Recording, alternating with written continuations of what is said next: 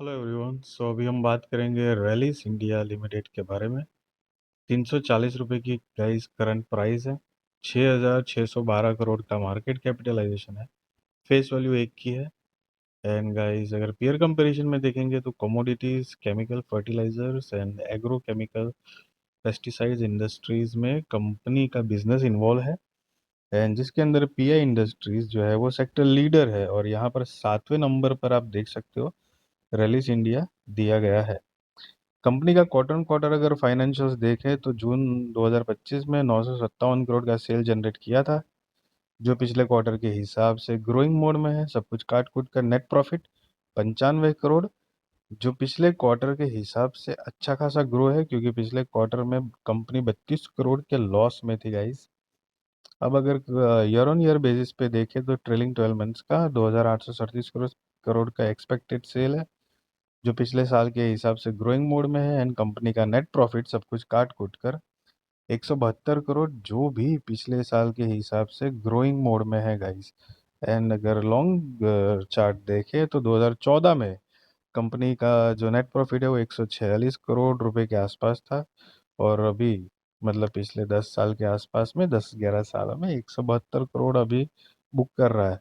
मोटा मोटी अगर आप लॉन्ग चार्ट देखोगे तो कंपनी कभी प्रॉफिट ग्रो कर रही है, कभी बैलेंस कर रही है, कभी कम हो रहा है, लेकिन एक 150 वाली रेंज में कंपनी का नेट प्रॉफिट घूम फिर रहा है। तो प्रॉफिटेबल कंसिस्टेंट कंपनी है। हाँ, ग्रोथ नहीं हो रहा है, ये मतलब नेट प्रॉफिट में खास तौर पर मतलब जो एक पोटेंशियल ग्रोथ जो दिखना चाहिए।